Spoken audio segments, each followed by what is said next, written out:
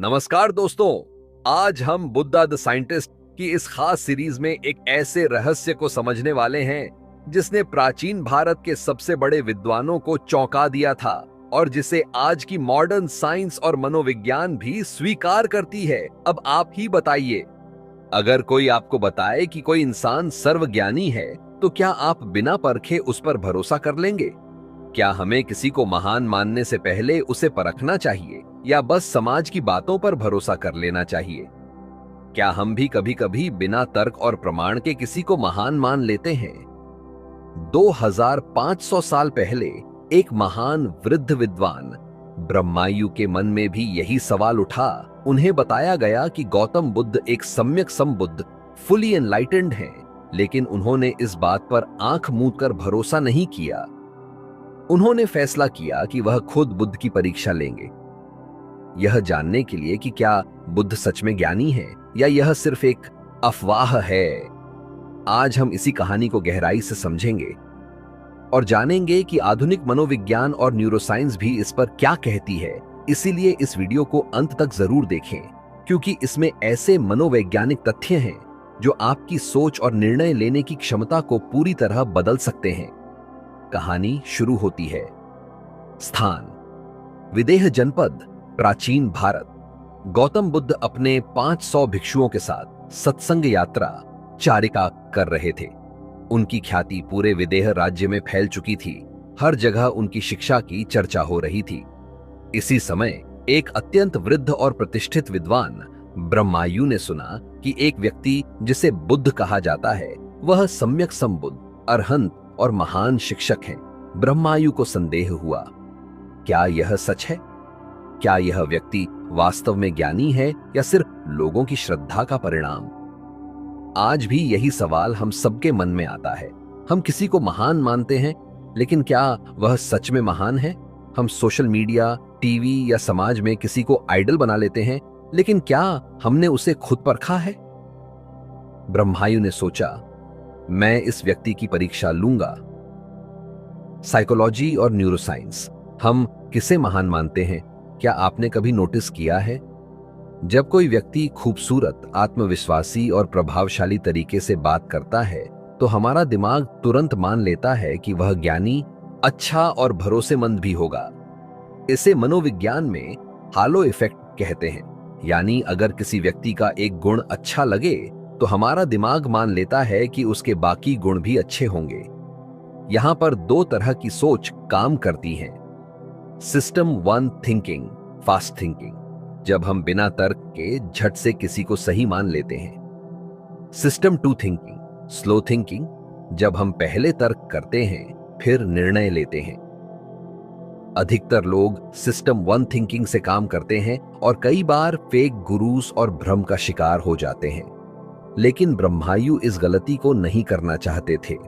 उन्होंने फैसला किया कि वे खुद बुद्ध की परीक्षा लेंगे और इसके लिए उन्होंने अपने शिष्य उत्तर को बुद्ध के पास भेजा। परीक्षा शुरू होती है।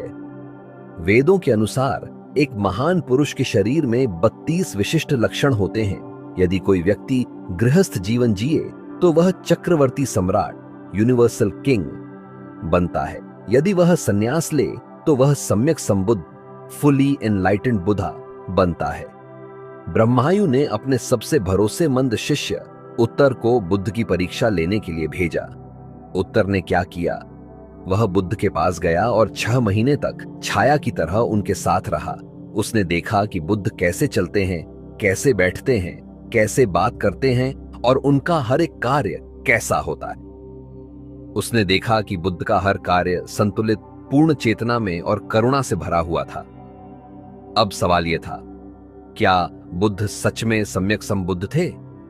क्या सिर्फ शरीर के लक्षण ही किसी को महान बना सकते हैं? क्या हमें किसी को सिर्फ दिखावे या बाहरी गुणों से परखना चाहिए, या हमें उसके ज्ञान और कर्मों से परखना चाहिए? उत्तर वापस गया और ब्रह्मायु को पूरी रिपोर्ट दी। भगवान बुद्ध सच में एक सम्यक संबुद्ध हैं। लेकिन ब्रह्मायु को अभी भी पूरा यकीन नहीं हुआ। उन्होंने फैसला किया कि वे खुद बुद्ध से मिलेंगे और उनकी परीक्षा लेंगे। साइकोलॉजी एंड साइंस, सत्य की परख कैसे करें? अगर आपको किसी व्यक्ति की महानता की जांच करनी हो तो आपको क्या करना चाहिए? क्या आप केवल बाहरी लक्षण देखकर किसी पर विश्वास करेंगे, या आप उसकी सोच, ज्ञान और जीवन के प्रति दृष्टिकोण को भी परखेंगे? न्यूरोसाइंस और डिसीजन मेकिंग। हमारा दिमाग अक्सर सरफेस लेवल थिंकिंग, ऊपरी स्तर की सोच करता है और हम तुरंत निर्णय ले लेते हैं। लेकिन बुद्धिमान लोग डीप थिंकिंग, गहराई से सोचने की आदत डालते हैं और किसी चीज को परखने से पहले उस पर विचार करते हैं। यही कारण है कि ब्रह्मायु ने जल्दीबाजी नहीं की, बल्कि पहले बुद्ध को गहराई से समझने का निर्णय लिया। क्या ब्रह्मायु को बुद्ध के ज्ञान पर भरोसा हो जाएगा? क्या बुद्ध की परीक्षा सही साबित होगी, या यह सब सिर्फ एक भ्रम था? ब्रह्मायु की वर्षों की जिज्ञासा अब चरम पर थी। उसने बुद्ध से सीधा पूछा, भगवान, मुझे सत्य का ज्ञान दीजिए जो हर भ्रम को मिटा दे। बुद्ध मुस्कुराए और बोले, ब्रह्मायु, अगर तुम सच में सत्य को जानना चाहते हो तो पहले यह समझो कि सत्य केवल शब्दों से नहीं बल्कि अनुभव से मिलता है। फिर बुद्ध ने वेदगु, त्रिविद्य, अरहत, मुनि और बुद्ध जैसे गहरे शब्दों का असली अर्थ समझाया। ब्रह्मायु अब तक बुद्ध को परख रहा था, लेकिन अब वह पूरी तरह से नतमस्तक हो चुका था। भाव विभोर होकर उसने बुद्ध के चरणों को छूने की कोशिश की, लेकिन बुद्ध ने उसे रोक दिया। सच्ची श्रद्धा ज्ञान से आती है, केवल भावनाओं से नहीं।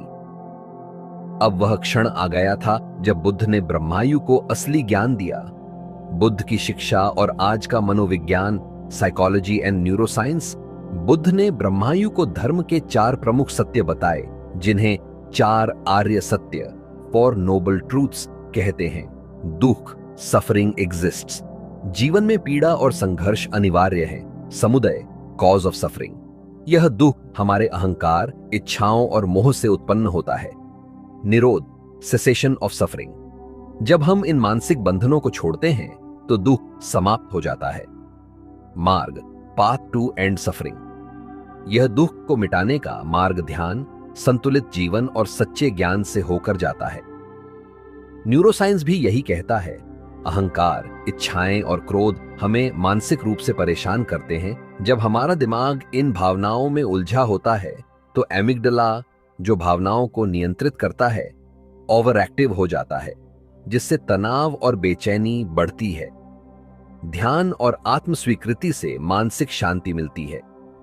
जब हम अपने मन को शांत करते हैं तो प्रीफ्रंटल कॉर्टेक्स, जो निर्णय लेने और तर्क करने के लिए जिम्मेदार होता है, अधिक सक्रिय हो जाता है, जिससे हम ज्यादा शांत और संतुलित बनते हैं। बुद्ध का मार्ग असल में दिमाग को रीवायर करने की प्रक्रिया है, जिससे हम सुख और शांति प्राप्त कर सकते हैं। यही कारण है कि ब्रह्मायु ने इस ज्ञान को सुनते ही अपनी सारी शंकाएं मिटा दी। जो कुछ उत्पन्न होता है वह नाशवान है। इस ज्ञान के मिलते ही उसका धर्म चक्षु, विजडम आई, खुल गया। उसने देखा कि सच्ची शांति बाहर नहीं बल्कि भीतर है। उसने समझा कि जन्म, मृत्यु, इच्छाएं और दुख सब केवल मन के भ्रम हैं। इसी बोध के कारण उसने बुद्ध और संघ की शरण ले ली। लेकिन कुछ ही दिनों बाद ब्रह्मायु का देहांत हो गया। क्या यह दुखद था? नहीं, बुद्ध ने कहा, ब्रह्मायु 5 मानसिक बंधनों से मुक्त हो चुका है। अब वह औपातिक स्वर्गीय अवस्था में निर्वाण प्राप्त करेगा और फिर कभी इस संसार में लौटकर नहीं आएगा। इस कहानी से हम क्या सीखते हैं? हर चमकती चीज सोना नहीं होती। हमें किसी को महान मानने से पहले उसकी गहराई से परीक्षा लेनी चाहिए, ठीक वैसे ही जैसे ब्रह्मायु ने किया। ब्लाइंड फेथ, अंधश्रद्धा, और रैशनल फेथ, तर्क संगत श्रद्धा में फर्क होता है। असली ज्ञान सिर्फ किताबों से नहीं, अनुभव से आता है। बुद्ध ने कहा, सत्य को केवल पढ़कर या सुनकर नहीं जाना जा सकता, उसे जीकर समझना पड़ता है।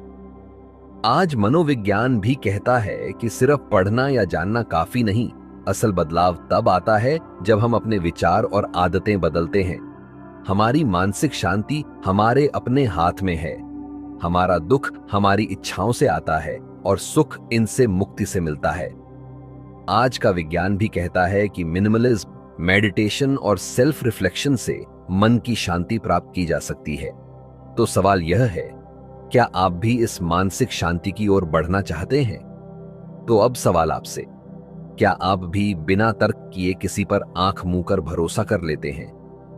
क्या आपको भी ओवरथिंकिंग, एंजाइटी और इमोशंस पर कंट्रोल पाने में मुश्किल होती है? या आप ब्रह्मायु की तरह सत्य की तलाश में हैं?